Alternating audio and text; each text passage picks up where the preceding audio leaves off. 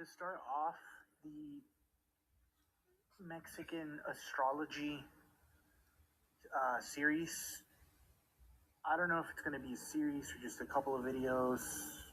There's a lot of other things that I kind of want to talk about and get into, but since we're starting with Aztec astrology, I want to say Aztec more than anything because Mexico now is not Aztec. It is an amalgamation of a couple of different things. So Spain and the Native Americans, along with Italians, Germans, the French, a couple of other people, Balkans, the Irish, are all mixed. So most Mexicans now are what's called a mestizo, which is a blend of some type of Native American and some type of European. It's also important to know that not all of the Native Americans were the same tribe or had the same origin, if that makes sense. A lot of tribes might, as an example, be there's not just Aztec and there's not just Maya, but there's Chichimecas, Guachichiles, Sotomias.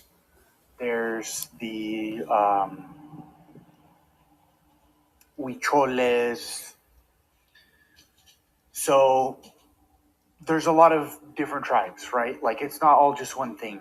And it is important to mention that because most people that don't have an idea about that will kind of put all of it under the same umbrella. And it's not a bad thing either. Like if you don't know, you just don't know, right? But the reason I bring this up is because the languages of the Maya, as an example, they're very different than the languages of the Aztecs. Okay? So, because there is a difference in languages, practices, and, how they documented history, a lot of this stuff can get lost in translation. Or if you're trying to piece something together, oftentimes when it is presented, it might not be presented properly because some people will identify something as something else. And that's not a bad thing either, right? Because there is or was an attempt to preserve a lot of this by third parties, such as the church or, the Spanish. And a lot of times as well, these different, sometimes conflicting, other times cooperative tribes also borrowed from each other. Okay? So even though you might sometimes see me talk about Mayans and their approach to astrology, the Aztecs, like the Romans did with the Greeks, combined and borrowed a lot of their own and each other's systems of information and knowledge. So if you look at like the Romans as an example, they had maybe a slight variation or personalized interpretation of something, but they both had the same gods for, Mars. Mars was Ares to the Greeks. Mars was Marso to the Romans. But it was the same deity, and they both saw it as some kind of overlapping archetype. So with that in mind, the majority of what I use will be Aztec. Sometimes I'll throw Mayan in there. But because of what is available and what was preserved, I think that Aztec is kind of the best representation. Well, not representation, but when I say Aztec astrology, sometimes I also mean Mayan astrology is a better way of putting it. So anyway, where we're going to start is with the concept of Venus. So when you think of Venus in Western perspectives, they tend to flatten it into a soft goddess of love. But both the Mexican and Vedic systems recognize that the energy of Venus actually carries an intense, forceful, and volatile undercurrent. When you look at Venus in the Vedic system and you consider something, you'll find a pattern. And this has to do with the constellations, right? Or the nakshatras that are ruled by Venus. So they're all explicitly classified as Ugra. Ugra means fierce, aggressive, or severe. And the underlying mechanics here reveal a striking cross cultural parallel between these two ancient systems. So Venus is very important in both of these systems. And the connection to Venus is pretty exact as well. So in the Mesoamerican calendar, the 5 rounds of Venus equal exactly 8 solar years. 8 times 365 equals 2,920 days, which matches precisely 5 Venusian synodic periods. So 5 times 5842920. These are the important numbers to look at here. Also, the 3 Venusian Ugra nakshatras that Venus rules over all reside entirely within fire signs. This is pretty interesting because I don't see a lot of people. I mean, it's kind of common sense, I guess. Like if you are into Vedic astrology already, so I guess this is more for Westerners trying to switch over to Vedic. Start using the nakshatras in combination with the rashis, and you'll find out that yes, the domain of Venus in terms of like the constellations that it rules, they're all in fire signs, right? Aries, Leo, and Sagittarius. So this infuses them with heat, passion, and combativeness. We could kind of briefly go over this if you want. So, for the beginners that don't know, nakshatras are used in Vedic astrology. There's 27 constellations, and they divide the 12 zodiac signs amongst each other. So, 12 into 27, if that makes sense. But anyway, so I'm just going to briefly go over them. Bharani is the star of restraint. It's in Aries. Its deity is Yama, the Lord of the Dead, and Justice. It's got aggressive traits. It represents the process of birth, transformation, destruction. Yeah, there's some pretty cool stuff to read about this, which I could bring up later. But in general, it's got a mirroring and uncompromising sharp nature of the Mexica or Mexicans Tlahuizcalpantecutli, which is how they say the morning star. Crazy language, I know. The next is Purva Falguni, the former red one. This is in the portion of Leo.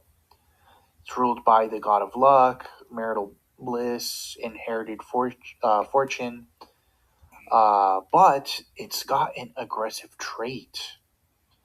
Even though it is associated with luxury, its Ugra nature manifests as impetuous passion, wild indulgence, and fierce defense of one's desires. It represents a burning fire of desire, which, if unchecked, that can get pretty dangerous. The last is going to be Purva Ashada, the invincible star. This is a pretty interesting star that I feel is very misunderstood, and I'm definitely going to be talking about this in my next couple of videos or in the future. But anyways, its deity is the deity known as Appas, the cosmic water element. It is a goddess of like rivers and things like that. The name translates to the unconquered or the invincible, and this is a warlike nakshatra. It has a warlike declaration of victory, an unyielding fighting spirit, an aggressive drive to confront and purify obstacles. So, why is Venus aggressive in Vedic astrology? So, the reason Shukra's nakshatras are all Ugra and align perfectly with, the mythological identity of how Venus is portrayed, provides a very interesting and striking parallel to Mesoamerican themes. So, the planet or its deity and sage and how it's depicted. When you think of Shukra, there is a figure known as Shukracharya. Shukracharya is the guru of the Asuras. I'm not going to go over it too much now. This is often translated as either demons or sometimes as like ambitious material forces.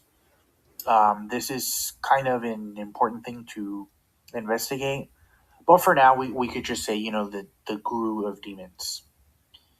So something that is able to be considered this, as per the story as well, there's a very important story about how he became the guru of demons. But to kind of get that title, you got to be pretty elite, unyielding, a strategist, a master of political warfare and statecraft, occult defense, things like that. So all this is going to make more sense once I keep, revealing about the Mexican interpretation of Venus as well, or how the Aztecs saw it. But it's not just the blind pursuit of desire, right? Venus isn't just regular pleasure, it's raw desire.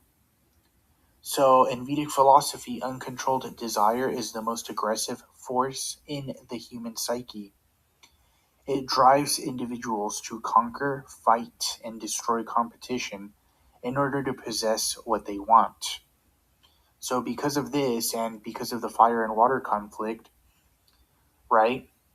Venus being, water and its nakshatra sitting in fire signs, this combination creates boiling, a volatile steam, and an energetic tension that mirrors the burning arrow imagery of the Aztecs.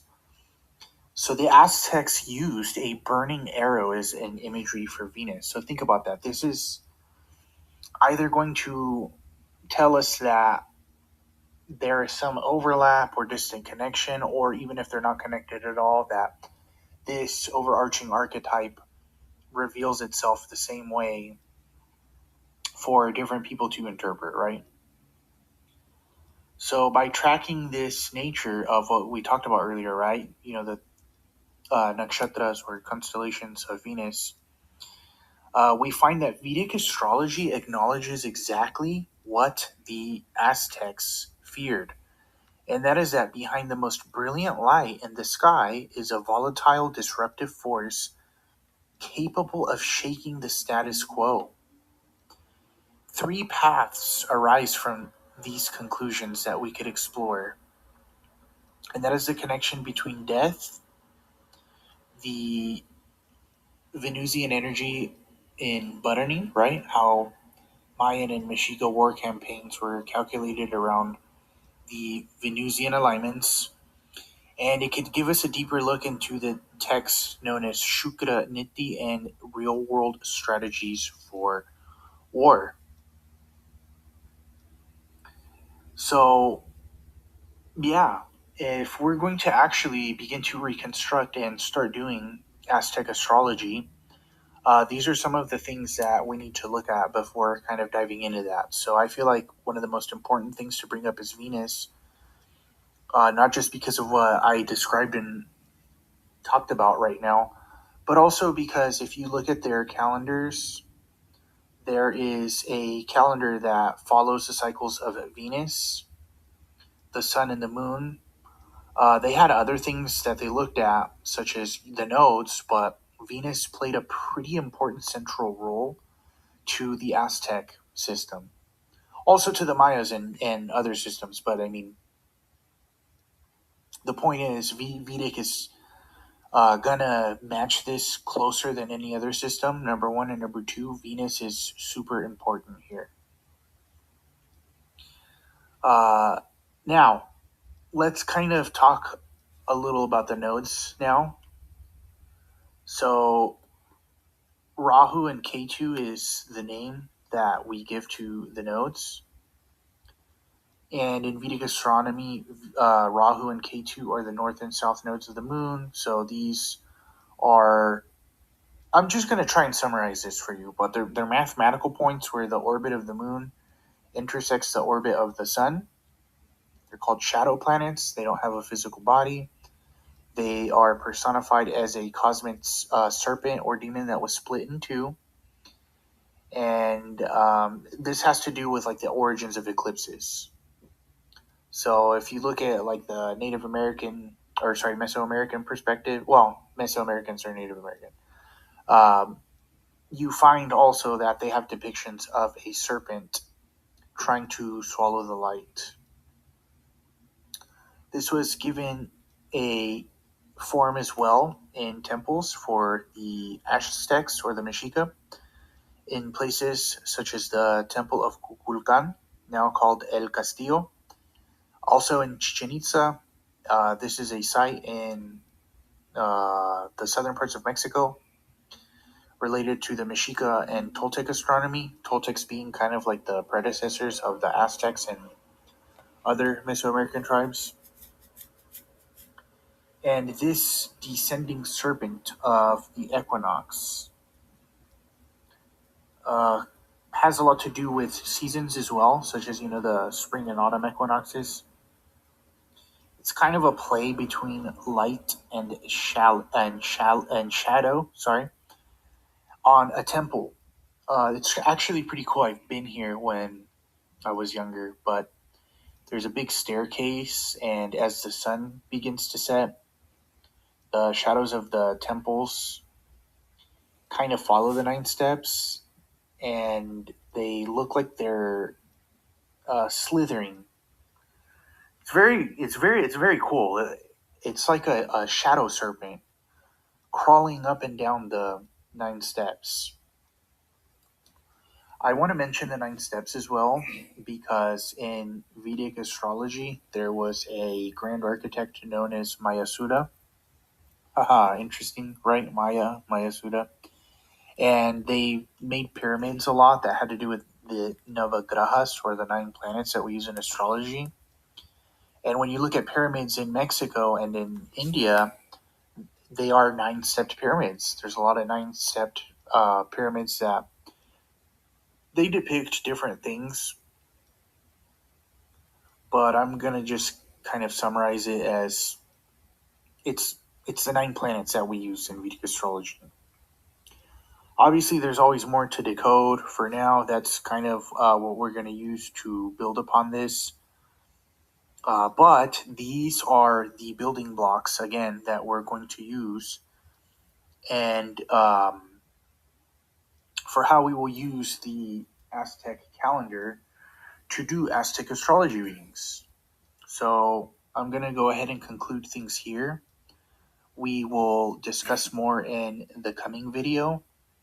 But I wanted to do more than just an introduction and actually get your feet wet in the Aztec interpretation of like astronomy and things like that. So with all of the building blocks that we talked about and mentioned here, it's going to make it easier for us to actually approach Aztec astrology. So in the next video, I'm going to talk about that calendar where they track Venus and how they use this to lead a daily life, or assign these energies into people, which is an astrology reading, right? So yeah, stay tuned. We will continue in the next video.